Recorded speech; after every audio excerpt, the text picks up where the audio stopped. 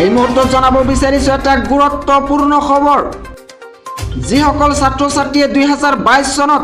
HSLC compartmental পৰীক্ষা দিছিল সেইসকল ছাত্ৰ ছাত্ৰীৰ এতিয়া এটাই চিন্তা যে কম্পাৰ্টমেণ্টেল পৰীক্ষাৰ ফলাফল কেতিয়া ঘোষণা কৰিব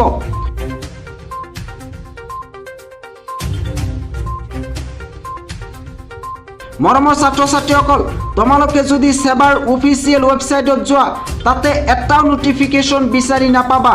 অৰ্থাৎ এতিয়ালৈকে সেবাৰ ফালৰ পৰা কম্পাৰ্টমেণ্টেল পৰীক্ষাৰ ফলাফলৰ বিষয়ে কোনো ধৰণৰ নোটিফিকেশন অহা নাই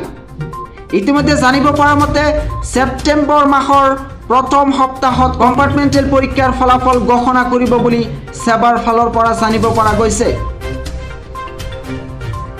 আৰু তোমালোকে এই বিষয়ে একো চিন্তা নকৰিবা অতি সোনকালে